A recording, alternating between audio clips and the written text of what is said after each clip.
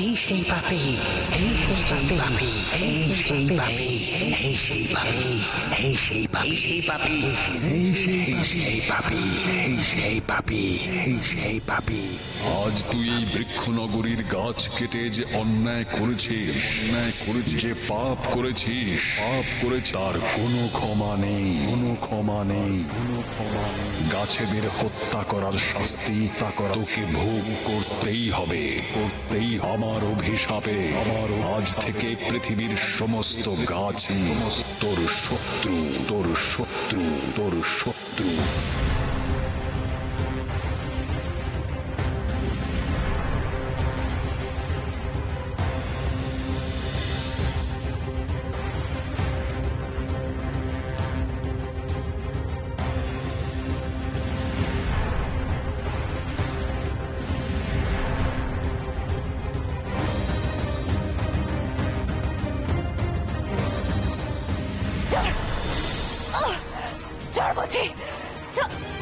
আমার কাছে বাধা দিচ্ছিস তো?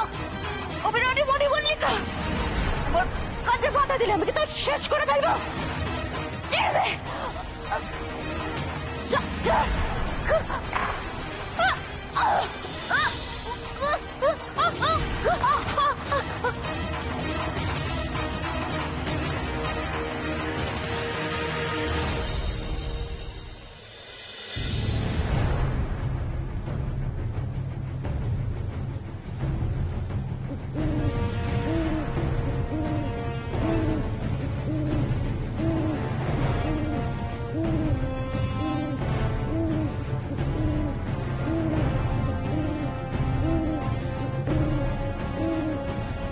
ঠিক হয়েছে, বেশ হয়েছে, উচিত শিক্ষা হয়েছে রাক্ষসী রানীর।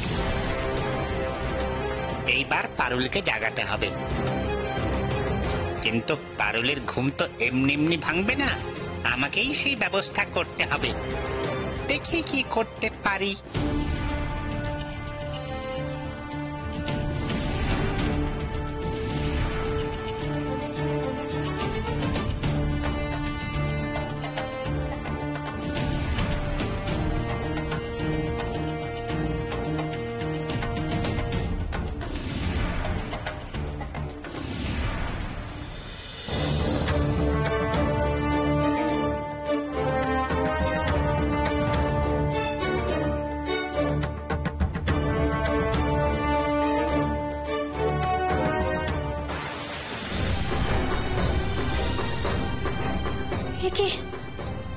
রানীমণি মল্লিকা এখানে পড়ে আছে কেন? কি হয়েছে?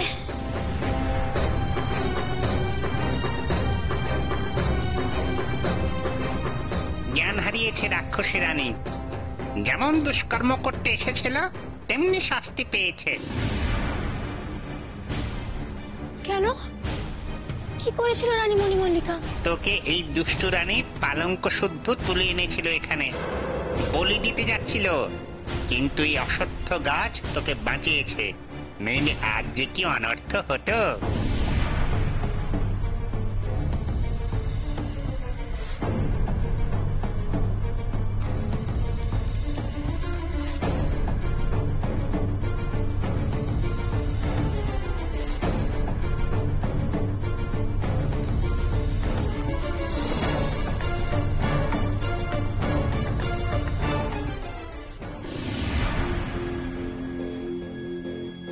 কি মুশকিল,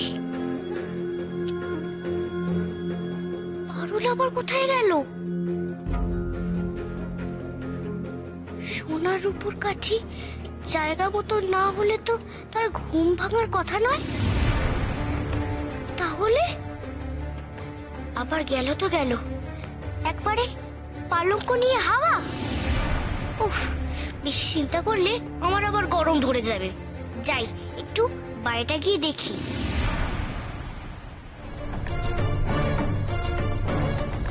হে অসত্য দাদা, তুমি আমার প্রণাম গ্রহণ করো। আজ তোমার জন্য আমি নতুন জীবন পেলাম।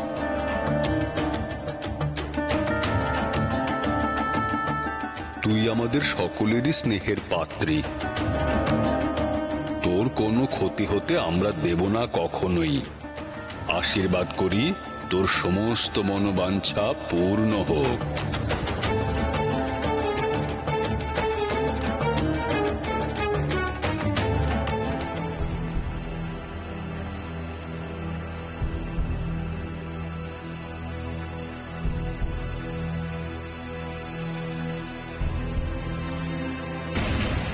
গেল কোথায় পারুল? আর পালকটাই বা কোথায়? আরে আজব কাণ্ড তো।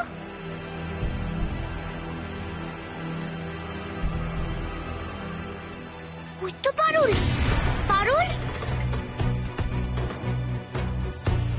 পারুল, পারুল, তুমি এখানে কি করে এলে? আর পালকটা বা এখানে কি করে এলো? আমার মাথা গুলিয়ে যাচ্ছে। ভাই, এই সব কিছুই দুষ্টু রানীর কারসাজি। ও আমাকে মারতে চেয়েছিল। আজ অসত্য দাদার জন্য আমি বেঁচে গেলাম।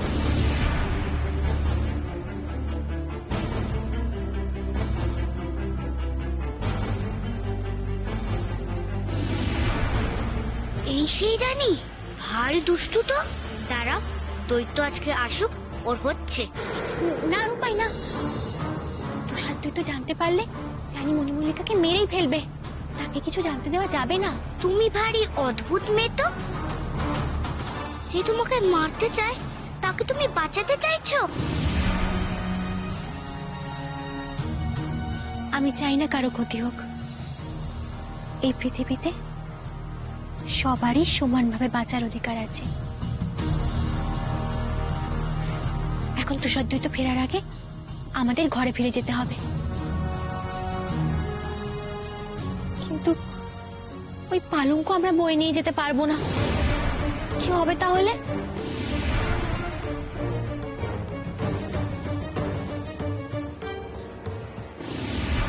এই ফুল থেকে পারুল খুব খুশি হবে। আমি আসছি পারুল, তোমার ঘুম ভাঙিয়ে এই উপহার তোমায় দেব।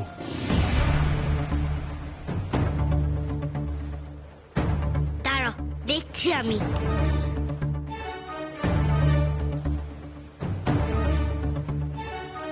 শুনছো? শুনছো তোমরা? আমাদের একটু সাহায্য করো। শুনছো? শুনছো তোমরা? কেউ শুনছো? আমাদের একটু সাহায্য করো। রূপাই, ওরা আমাদের কথা শুনবে না রে। ওরা শুধু তুষার দৈত্যের হুকুম পালন করে। ওদের দিয়ে হবে না।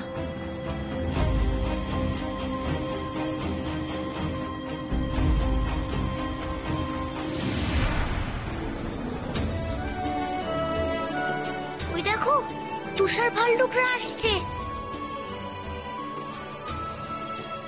ভাল্লুক ভাই, ভাল্লুক ভাই, একটু দাঁড়াও না গো। আমাদের একটা উপকার করে দিয়ে যাও। কি হয়েছে? কি করতে হবে? ওই যে ওই পালঙ্কটা এখান থেকে তুলে ঘরে পৌঁছে দিতে হবে। এই কাজ? এর এমন কি? তুমি এই পালঙ্কে উঠে বসো, তোমাকে শুদ্ধ ঘরে পৌঁছে দিচ্ছি আমরা। সেই ভালো, পালঙ্কে উঠে পড়ো পারুল, তাড়াতাড়ি উঠে পড়ো।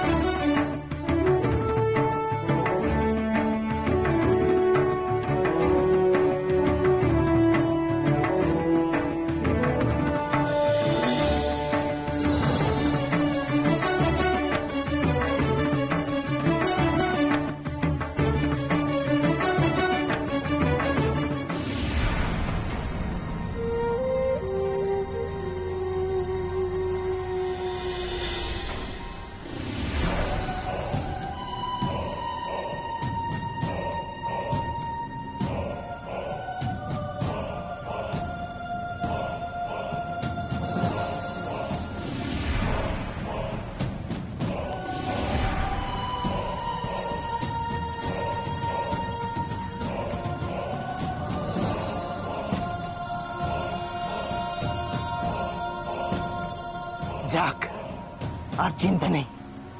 সন্ধ্যের মধ্যেই গাছ নিয়ে ফিরে আসতে পেরেছি। এবার পুঁতে ফেলি চটপট গাছটা।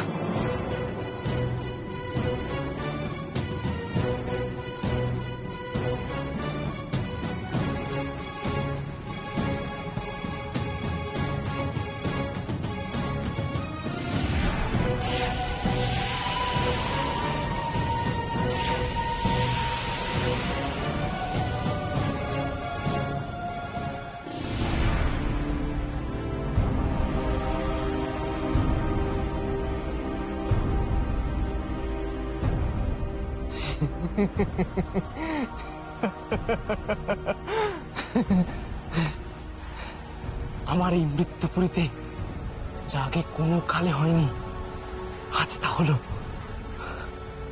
রং ধরল ফুলে ফুলে, রং ধরল গাছে ডালে।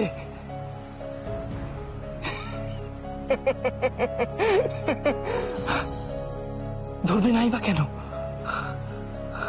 আমার আমার মনেও যে রং ধরেছে, ভালোবাসার রং,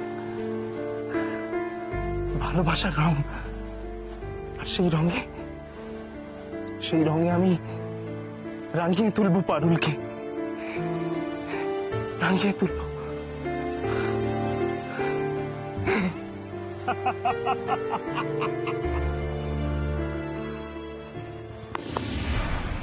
দাসীরা হাজির হও।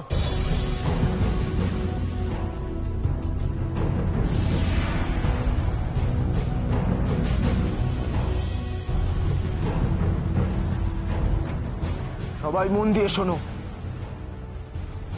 এই গাছ থেকে রং বেরঙের ফুল নিয়ে আমার হবু রানীর জন্য গয়না বানাও, ঘর সাজাবার উপকরণ বানাও, মন দিয়ে বানাও। যাও, আর দেরি করো না, এখনই কাজে লেগে পড়ো।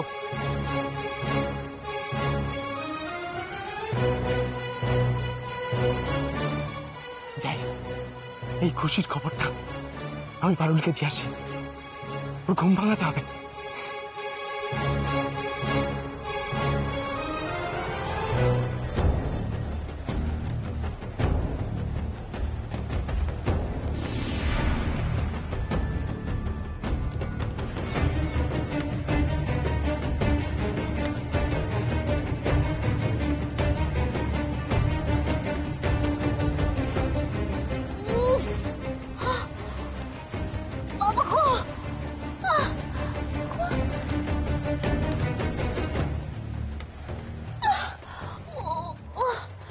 সারা গায়ে কি অসহ্য যন্ত্রণা।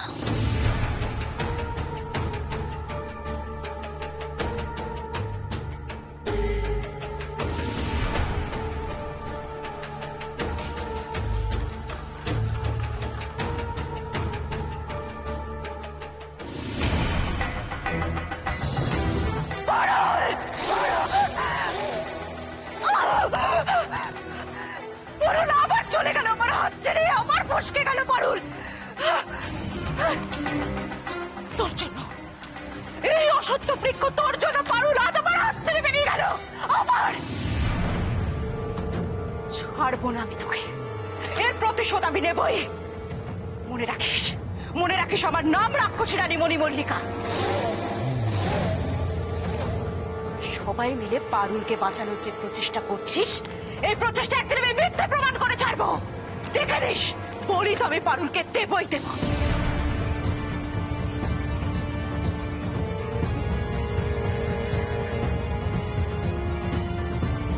সূর্য ডুবে গেছে, সন্ধে ঘনিয়ে এসেছে তো। তারপরে তো তুষারই তো প্রাসাদে ফিরে এসেছে। সর্বনাশ, কি হবে এখন? তুষার দৈত্য যদি প্রাসাদে ফিরে এসে আমার খোঁজ করে, কিন্তু যদি আমাকে না পায়? না না না না, তুষার দৈত্যকে তো কোনোভাবে বুঝতে দেওয়া যাবে না। তার মানে আমাকে প্রাসাদে গিয়ে এক্ষুনি অন্য দাসীদের সাথে মিশে যেতে হবে, যাতে তুষার দৈত্য কিছু বুঝতে না পারে।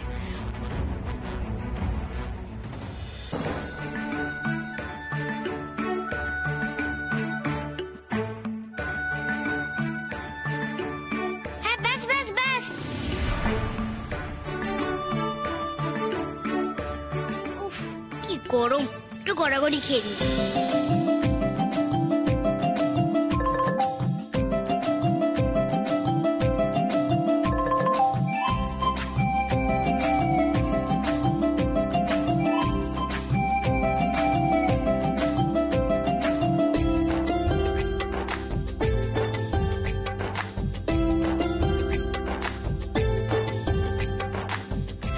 অনেক উপকার করলে ভাল্লুক ভাইরা, এবার তোমরা শিগগির ফিরে যাও। তুষার দুটো দেখে ফেললে খুব বিপদ। হ্যাঁ হ্যাঁ, যাও যাও, আমরা এবার আগের মতন শুয়ে পড়ি। আসি পারুল, প্রয়োজন পড়লে আবার ডাক দিও আমাদের।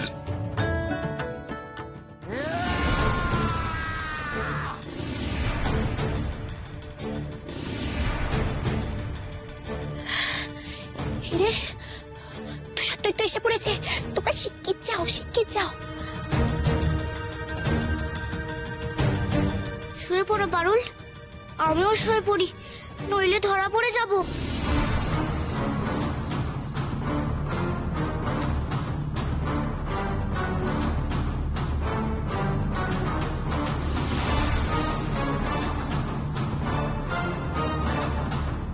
কি সাংঘাতিক!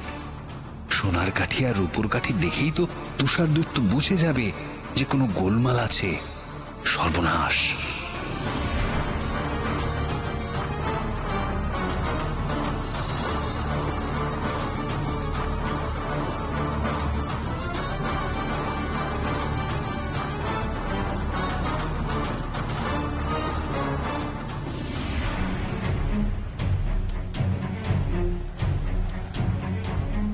খুব তাড়াতাড়ি আমাকে অন্য দাসীদের সঙ্গে মিশে যেতে হবে, কিন্তু তাদের তো কাউকে এখানে দেখতে পাচ্ছি না।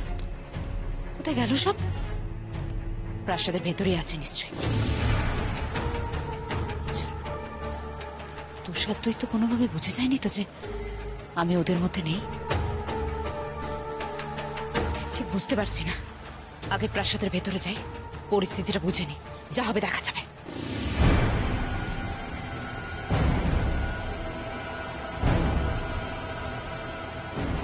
সেনাপতি রাঘবেন্দ্র, বদমাশ অকৃতজ্ঞ একটা। আজ আমার এই অবস্থার জন্য ও তো কিছু কম দায় নয়। ইচ্ছে করছে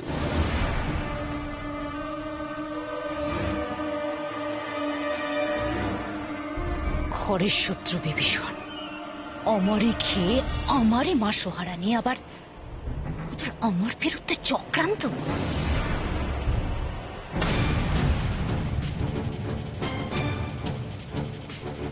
লজ্জা করছে না? লজ্জা করছে না এখানে এইভাবে বেগার খাটতে? কটা এখানে কৃতদাসের জীবন। মর মর এবার তুই মর।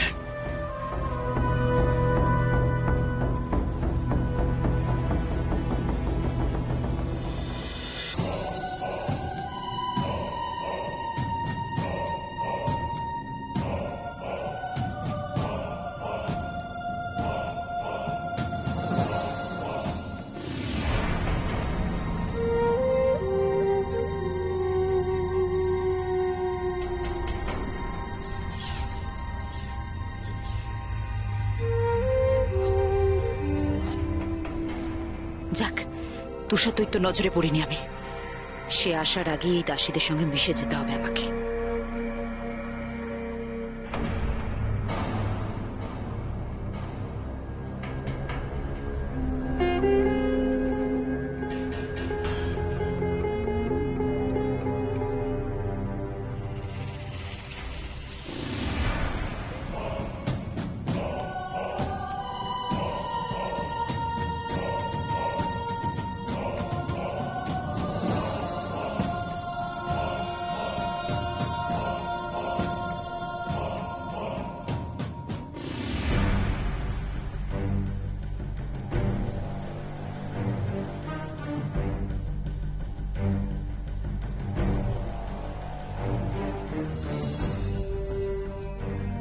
পারুল, পারুল, নানা দেশ ঘুরে আমি তোমার জন্য রঙিন ফুলের গাছ জোগাড় করে এনেছি।